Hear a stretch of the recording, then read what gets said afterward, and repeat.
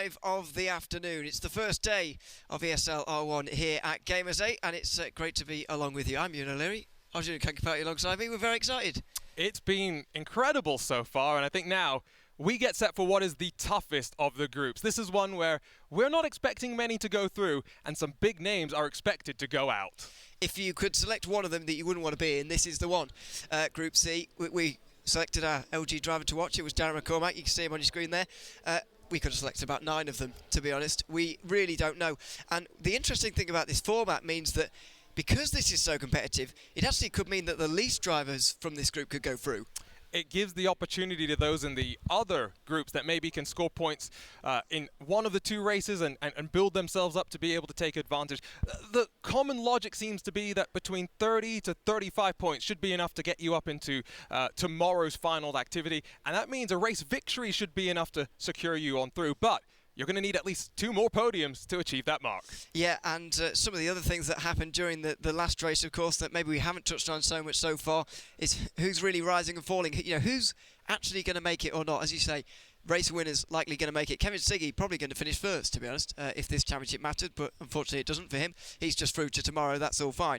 But in terms of the others, we were talking about, can Marco Pajic make it? Can Kevin S. Jr. make it? Those guys, maybe not now. Let's move forward, though, to qualifying, because it's Group C getting underway, the first race of 2 for these drivers. And we're back to the Nürburgring again. If there's a circuit where you need to do this section of your afternoon correctly, then it's this one. Let's ride around this arena section with Max Benecke, of course. I think one driver that many have highlighted this week as seemingly coming in with plenty of confidence. And of course, the very first winner in the ESL R1 Championship. He's going to work his way through on towards that middle sector of the lap. First sector here at the Nürburgring. Expect lap times, sector times on around that 36-second bracket, and that's a good one from Benecke, a 36.192. Yeah, we've got a great benchmark actually with the previous group having gone here. We can start to compare these groups against one another, because we were having the discussion earlier, which is the strongest group, which is the weakest group, where do you want to be, where don't you? And this is going to give us a great idea now with Max Benecke. As you say, round 1 winner, first ever ESL R1 round back in Poland all those months ago, feels like a lifetime ago to be honest. He was able to take that. Fell off a little bit towards the end of last season, it's got to be said, but after speaking to him last night, he seemed pretty confident, actually. He was one of a few drivers that was pulling double duty, not just focused on ESL R1 and learning a brand new platform, but also competing in the Porsche Tag Heuer Esports Super Cup, along with the likes of Sebastian Job, someone that we only see join us for the final couple of rounds of the championship.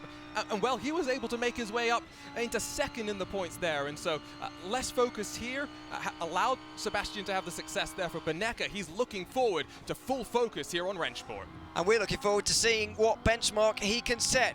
Bouncing over those curbs like you wouldn't believe, and now in towards the very final turn where he just needs to get it right. I don't think he quite has, though. He's missed the apex ever so slightly, and it's a little bit of a look down of disgust and a shake of the head over the line for Max Benecke. It's a 53.1. It's not bad, but he didn't seem very pleased. Racing drivers always striving for perfection. 52.9s are a good lap time. A 53.1 is a very competitive lap time still. Here's Josh Rogers, though, someone that has become known as the king of qualifying. That first sector slightly better than Benecke. The second sector around the same sort of benchmark. It's through the final corner, though, where the Porsche seems a little bit more hooked up as the Australian powers to the line. Let's see what one of the greatest sim racing drivers of all time can do. It's Josh Rogers with a 52.9, the first driver to break that here this afternoon. He has the current pole position by 0.2 of a second ahead of Max Benecke. Now it's Darren McCormack to try and match that benchmark. Of course, picked as our LG driver to watch, but a slowdown through that NGK chicane will mean that Darren McCormack will start towards the back of the field in the Mercedes-AMG Williams Esports number 86. And does that put the pressure on him to win at Spa is the question as well, because he's going to struggle to make his way through the order. He knows it, so look at how disgusted with himself he is. My goodness, he's really not impressed. He'll be starting towards the back row, if not on it. It kind of goes to show as well the story of Darren McCormack. Hero or zero in some occasions. He's always got the speed, but not always the luck, the consistency. Enzo Benito, though, seems to be consistent no matter where we find him in competition. Certainly, let's see him over the line. of Enzo Benito. It's going to be impressive to see him on pole here, but I reckon he can get up onto the front row. Maybe no, not quite. 6/10 away. 53.5, excuse me, for third place on that occasion, as Ferris Stanley, making his debut in ESL R1, makes his way to the final chicane as well. He also doesn't look too impressed, but it's hard to say if that's the typical sim racer look or if he's potentially also just a little bit disappointed with the lap. Of course, 52.925, only one driver breaking into the 53 second, below the 153 so far.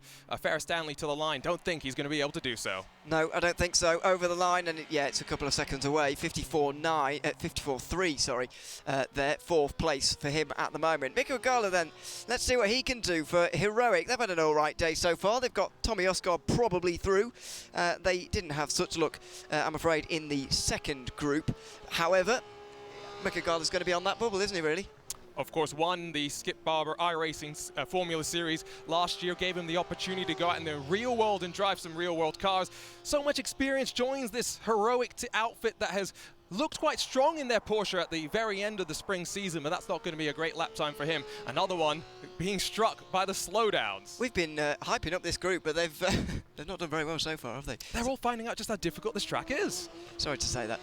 Gianfranco Fiducci then makes his way through the final corners as well. One of the nicest people I've ever met, I've got to be honest. Into the final corner for him. He was very apprehensive about his chances actually in this group and with what he can do here, but he'll be giving it his best shot anyway, smiling over the line no matter what the time is. It's a 53.7 from the Italian, and he's into fourth place for the moment, as we see the man of the end of last season anyway, Sebastian Job. He's got a job to do as he works his way through the final sector. That's get to the front of the field. Ewan O'Leary's shaking his head, but you know that's a great pun. First sector pretty good, second sector maybe one of the best that we've seen so far in this session of qualifying, but through the final corner, hand on the head, Sebastian Job not happy with the lap time. 53.2, he should be pleased because he's in third and on the second row at the moment. Think he might be able to stay there as well, but let's see. Yuri Toman is going to be next on the board. He was so consistent throughout last season, didn't manage a win of a round in the end, but made the final on many occasions. I don't actually think he got knocked out in a quarterfinal, but he could have done once. But yeah, really consistent over the course of the time. Unfortunately, didn't have a great time in Munich, but let's see what he can do at the next LAN event here this weekend over the line, and it's a 53.3 as well. They're all shaking their head, aren't they? Yuri Toman, you say consistency, but we did see him slightly fall off at the end of last season. Led the championship for so long, and you've got to wonder, a month or so off, a bit of a reset, is that going to help him as he returns to competition here on Rennsport? Kaki Oliveira was the only Furia driver in Munich and had pretty slim chances of making his way all the way to the very end. Got knocked out after the Saturday. What can he do here on the Thursday this weekend? Oaks over the line in a 53.3 from him. That's a fourth place, and that's very respectable indeed. He's right in the mix there. It helps that we've got, what, 3, maybe 4 cars that don't really have representative laps. Yes, Stanley, Gala and McCormack have slowdowns, but maybe Benito and Fiducci making small mistakes. Hard to really tell where they are. Graham Carroll will work to the line in the Mercedes AMG Petronas machine. Now, this is a car, one of the few cars that works the fronts harder than the rear, something that we may talk about when it comes to the race itself. What's the time going to be, though, for the 27? Yeah, a little bit heavier, this car, than it was in Munich. Over the line, Carroll 8th for the moment for Mercedes, and now it's just left to Jamie Fluke for Apex Racing Team to come across the line. This has been a remarkably spread out time into session, in terms of lap times here. We very rarely see this. Usually we're talking about, what, half a second, maybe splitting 12 cars, but I think it shows just how much they're pushing in this group. They know that one race victory should be enough for them to be able to work on forward. They don't want to leave themselves too much to do, and you called Gianmarco Fiducci one of the nicest people in sim racing. Jamie Fluke maybe also shares that camp. Not going to be the most impressive lap time though, 4/10 off, good enough to jump to 4th. Yeah, that's very rare, to be fair, to be on the second row 4/10 away, but hey, he will absolutely take it. You would say at this stage, but at the very front, it's not going to be Jamie Fluke. Of course, it's going to be Josh Rogers, and there he is in the Porsche here at the Nürburgring, off to the best possible start ahead of the 5th race of the Thursday. There he is, very pleased with himself. Let's have a look at the starting grid heading towards the first race in Group C. Darren McCormack, our driver to watch, is on the back with Mikael Gala, with Ferris Stanley and Graham Carroll on the next row. Gianmarco Freducci is alongside Enzo Benito in an all-Italian row 4. Then it's Yuri Toman and Kaiki Oliveira, who snuck into the top 5 just behind Jamie Fluke and Sebastian Job. Max Benecke and then Joshua Rogers, who has your AOJ fastest qualifying lap here for race 5 at the Nürburgring. One of the drivers to watch certainly coming into this weekend. He got relatively close at Munich, wasn't particularly pleased with himself in all honesty, but has a great chance this weekend. Absolutely, and you called him earlier one of the best in sim racing. King of qualifying is something that I've on occasion dubbed him. Seems to be able to find those tenths of a second when the pressure is on, something that we always talk about when it comes to the greats, the Ayrton Senners, the Michael Schumachers. We certainly do, and it's so important in ESL R1 as well. It's hard to understate just how important it is, especially at the Nürburgring. Going to be so hard to overtake, but it doesn't mean it's not going to be possible because there's a lot on the line. We're talking about $1 million over the course of the 4 days. These drivers fighting for their share of $400,000. And you pointed this out just before we jumped in to our stint on commentary. Just getting into the top 12, enough to secure you just under $10,000. Life-changing for many. Absolutely, and so you've got to do what you have to do to get up there, haven't you? We've worked out that it's kind of finishing. If you finish on the podium both times, you're as good as through, in our opinion. Anyway, take that how you will. But yeah, double podium and you should be all right. Race win, you should be all right. Everyone else, bit nervous, like Kevin Ayers Jr., like Marco Pajic. 3rd and 4th, is it enough or not? Are we going to see a driver shootout? We're really hoping so, and if you're wondering what we're talking about with the shootout, drivers are still working in that warm-up session, by the way. There's Max Benecke. If we get drivers tied on points for that 12th position, we will, after our 8 races today, head into a effectively super pole session where whoever can set the fastest hot lap will secure that 12th position. Can't wait to see what that will hopefully have in store for us. This is Darren McCormack on the back here. What can he do here at the Nürburgring? Because we know when he's on, he's on. But how is he going to get on in this race? Damage limitation is, I think, the way I'd say it. You're going from the back, you're not thinking about the win, you're hoping that you can get a top 5. Ultimately for Dara now, it's going to be full focus on the next race that we've got. Would you put all your hopes on the next one that you win it, or are you still trying to get podium this race? Damage limitation, you're going for a top 5, you're going for a podium, but you can't be too aggressive. You don't want to get involved with anything in race control, who are looking from up above from the drivers. You can see that sign just over Dara McCormack's head.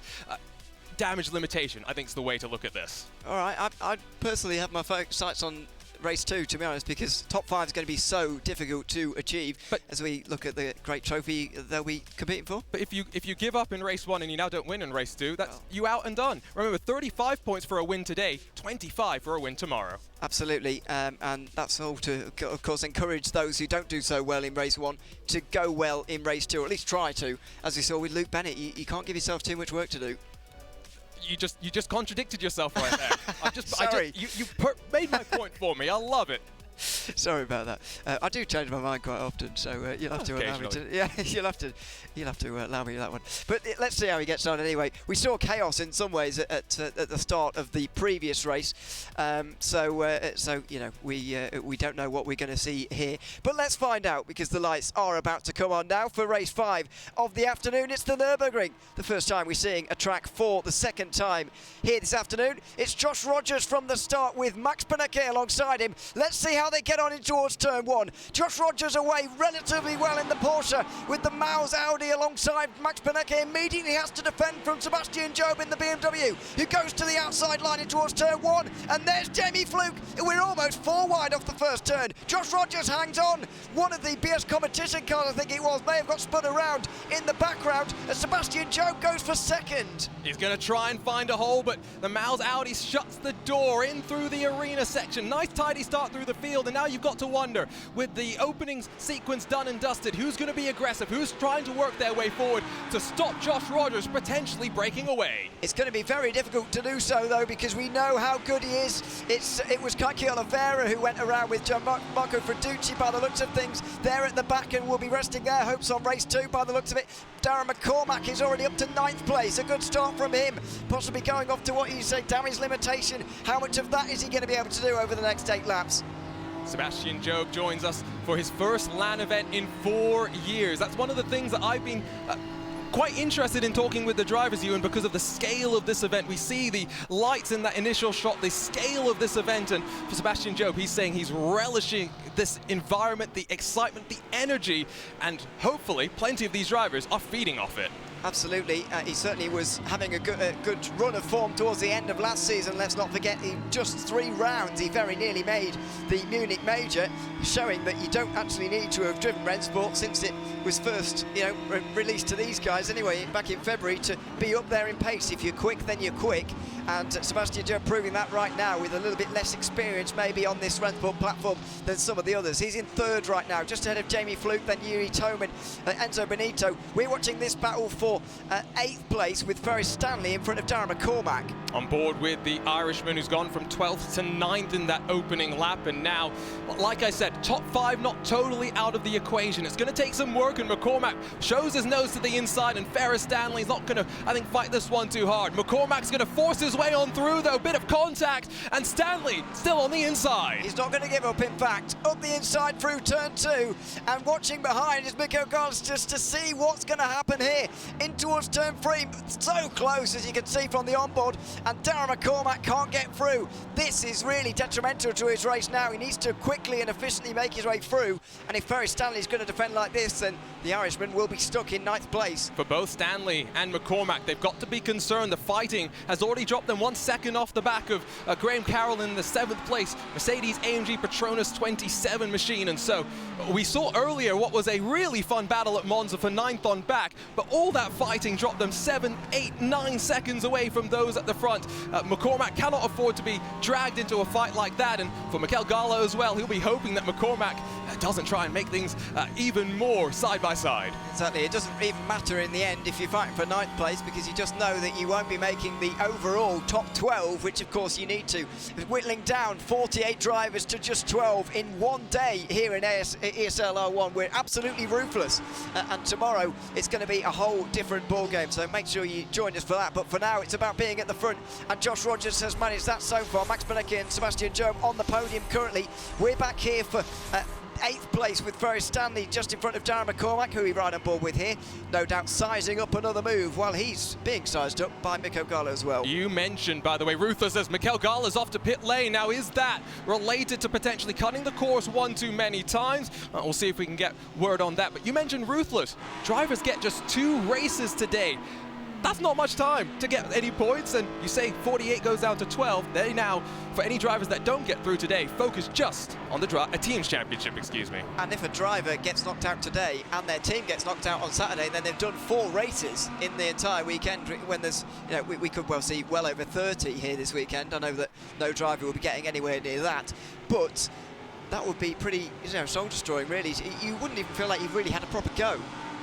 You'd feel like you want to have another go at it, wouldn't you? Yeah, You'd be hoping for another ESL R1 sponsored by Aramco, as we will take a look at the replay on board with the R8G driver as they work their way into the opening corner. Yuri Toman's going to give us a great perspective of what you called as an almost 4 wide moment. I'm pretty sure they were 4 wide for at least a second here. I'm not convinced, but it was close. 3 wide it certainly was, up towards the 2nd turn, as Jamie Fluke just got pushed a little bit wide there, tried to do the cutback on Sebastian Job a little bit. That didn't happen, and in the end, those top 5, 6 places have stayed largely almost exactly the same. Exactly, and that's sometimes tends to be what you see when you have that much fighting at the start of the race. Those that are trying for some maybe more optimistic moves find themselves compromised. Fortunately, in this situation, no one able to take advantage and cycle their way up forward. But you can see, I mentioned maybe that Josh Rogers would look to try and break away. Benecke's not giving him that option. Job's keeping him honest too. Fluke, Toman, Benito, Carroll. The train goes back all the way to 9th spot. And what do you do here for Yuri Toman? Because we think, maybe with 5th place and maybe a 2nd or a 1st you can go through, but is Toman going to put that kind of pressure on himself at the end? That's the question here. How aggressive is he going to be on Jamie Fluke? Fluke certainly believes that he will be, and there was a slight defensive line there into the final turn. He's managed to get a decent exit out of it as well, to be fair to him, which and well done for that, but he'll have bigger problems in towards turn 1.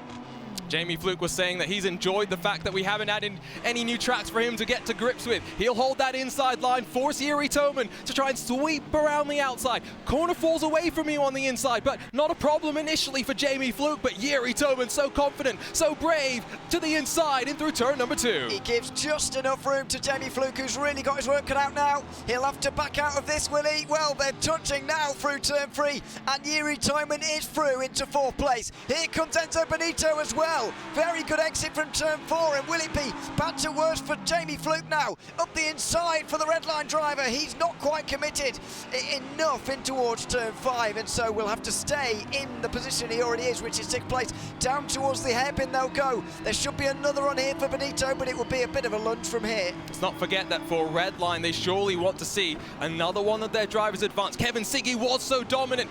Luke Bennett struggled a little bit more. Enzo Benito sees the mistake from Jamie Fluke. They'll run side by side up on the climb into the Schumacher S. That's brave to go side by side. Benito's not going to give this one up. Jamie Fluke finally drops to 6th. And Graham Carroll is on this case as well now. Outside line, this is going terribly now for Jamie Fluke. It could be 3 places in 1, and he puts an end to it by slopping in front of Graham Carroll through the chicane. There'll be another good exit from the Mercedes, you'd imagine, towards the final section of corners here, but it may not be close enough, although we said that about Enzo Benito. In towards the Dunlop hairpin at the bottom of the circuit. Here comes Carroll. He'll back out of it for now. 4 laps to go at the end of this, so we reach the halfway mark of the race. Toman's move on Benito and Jamie Fluke as well has cost them some time. 1.6 seconds to Rogers, Benecca and Job. You were mentioning earlier, we think double podium's enough to lock you in to tomorrow's finals. If you're Benecca, if you're Job, how aggressive are you going to be? I'd be a bit worried if I'm Max Benecca in second. You've got Sebastian Job breathing down your neck.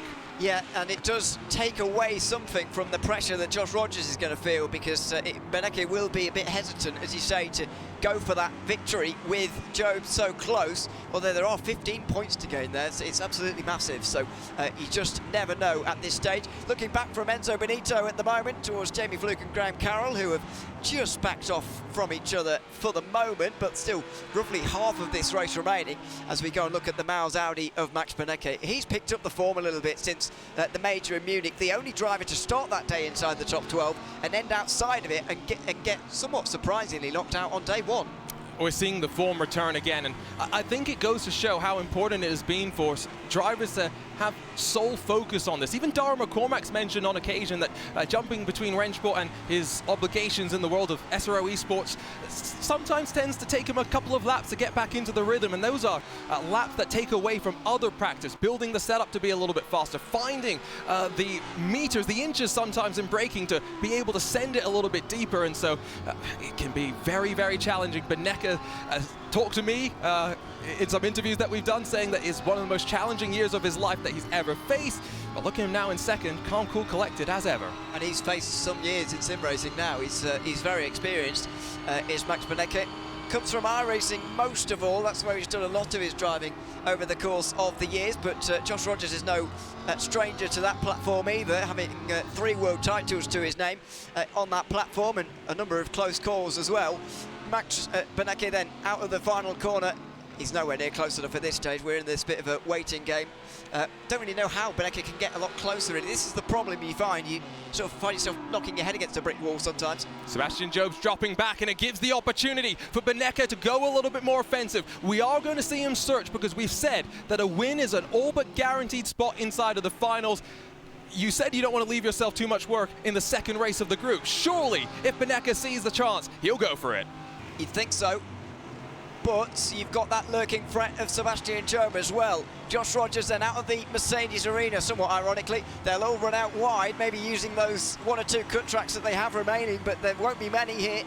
Did see that a couple of drivers in the last race were maybe a little bit nervous about crossing that line ever so slightly, because it was it is strenuous now. 4 cut tracks in 1 race is a little bit of a tight margin, as we heard from James Baldwin actually a couple of moments ago as well in an interview. So 2.5 laps to go. Benecca may have to use one. He may have to get physical a little bit to make this move. You might think 8 laps, 15 minutes. We're not too worried about tires, but these drivers are taking every inch that they can get on the track, taking every opportunity they can have to maximize the speed, and so they are putting as much load through the tires as they can before effectively running into thermal runaway. You get to temperatures where you cannot control the car often, and temperatures go higher and higher from there, and so as you work later into these races, you do tend to see sometimes it gets a little bit strung out. Darren McCormack still trying to work his way forward. It's a battle, though, of the Mercedes AMG teams. It is. Graham Carroll's just dropped back a little bit from Jamie Fluke now in that fight for 6th place, and that's allowed Darren McCormack to make some moves. It's already, what, 4 places gained now for McCormack, as far as I can work out. Yeah, it is indeed. And he'd like a few more. Thank you very much. And another couple of points to go with it as well. Out of the final chicane and in towards the final turn with a couple of laps to go. Let's see, this is one big line now from Josh Rogers, who's not actually that far away. I think there's an opportunity for McCormack to get up to 6th, but surely not higher than that. And in terms of points here, Ewan, let's be real. He's going to need a victory in order to be able to work his way on forward. He is. Let's see if he can head down the inside here. Not quite, although it's a mistake from Graham Carroll.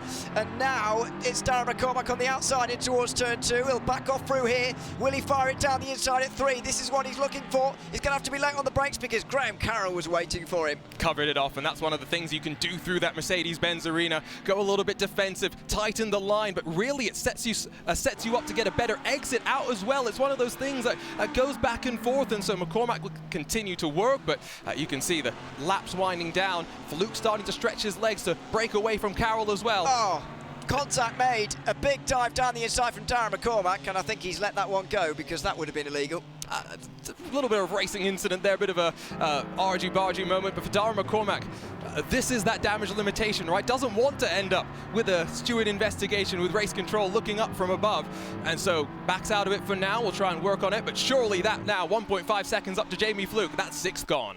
You'd imagine so. Is 1st place gone for Josh Rogers here, or does Max Benecke have another word in this argument here? Out of the, or into the final sector, I should say, now of this penultimate lap now. And Max Benecke is sitting at a comfortable distance. Slight shake of a head, I'm not sure he's going for it, really. I think he's fallen a little bit farther back this lap than he would have wanted, because it does seem like turn 1 is where he feels like he can get it done. Really sends and commits under the brakes, trying to close up a couple of car lengths into the final corner to start the final lap of race 1 in Group C. I saw disaster flash before my eyes there. That was very close for Max Benecke.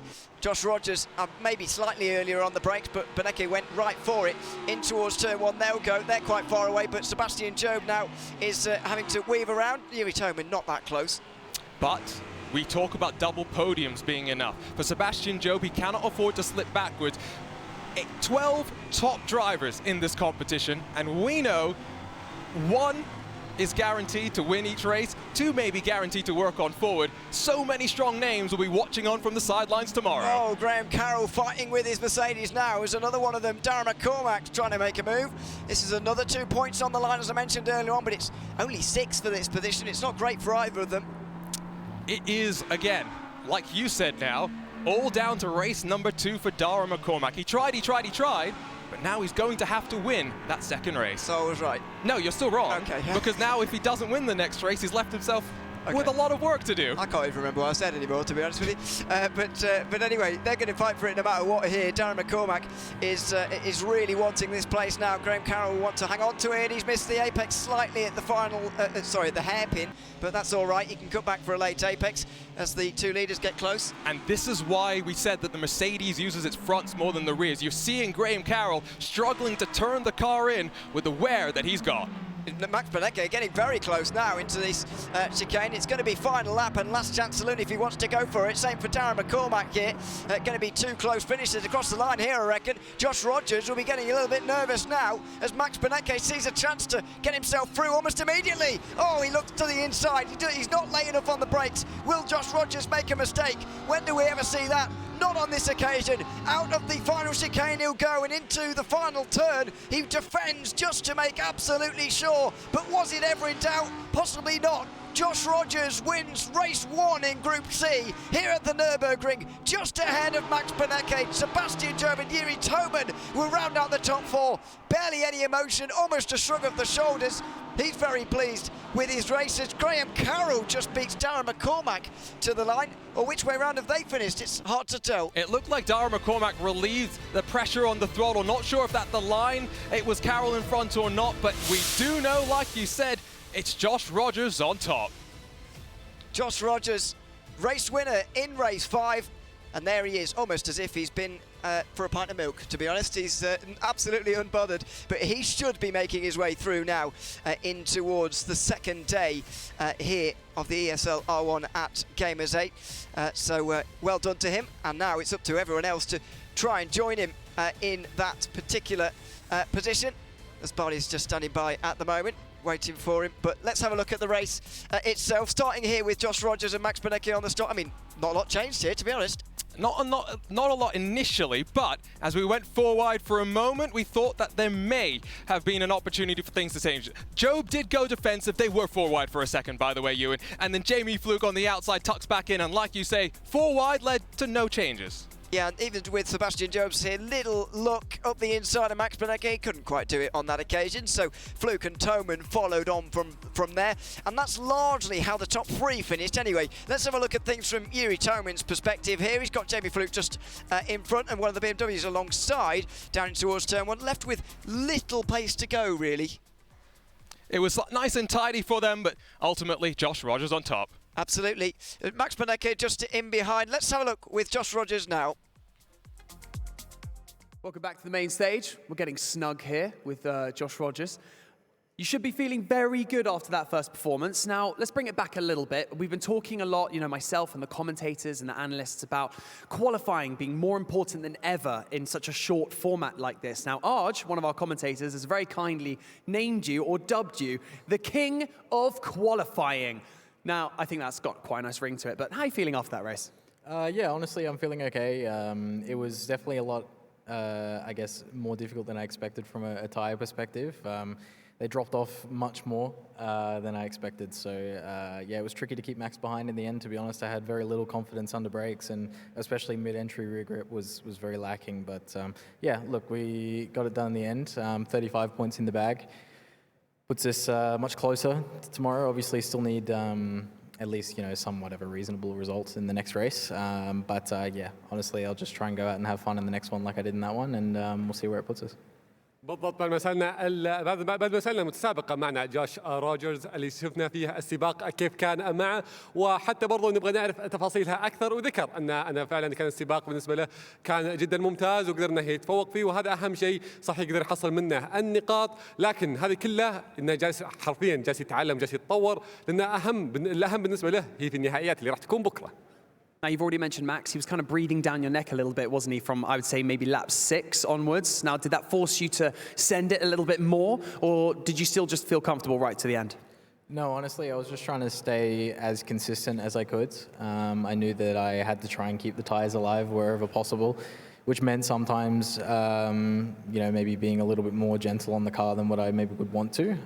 However, if I push that little bit too hard, that's when those little mistakes will creep in, and that's going to be more costly in the end. So, yeah, just tried to keep my cool, keep it consistent, and bring it home. Whether it was P1 or P2, it was still going to be good points. Obviously, I wanted that win, but yeah, I just wanted to try and do the best I could to bring it home. بالضبط. السيطرة على السيارة هو أهم شيء بالنسبة له، لأن فعلا اللي ذكره المتسابق اللي معنا أن ما هي سهلة، لأن فعلا فيها عقبات كثيرة، وممكن إذا خلينا نقول إذا قدر إنه يتخطى الحواجز وقدر يعني يضغط فيها بشكل أكبر، ممكن تأثر عليه بشكل عكسي، فهو ما يبغى يتحدى أو يتخطى الحدود هذه كلها، يحاول إنه يسيطر، يلعب بشكل متوازن ويحافظ على المسافات بشكل مرة ممتاز ويحقق الانتصار في هذا السباق. Well, Josh, thank you so much for joining us in this interview, and best of luck going into your second race of the day. But first and foremost, congratulations on getting 35 points on the board. Best of luck. والحين أعزائي المشاهدين خلونا ننتقل مرة ثانية على طول على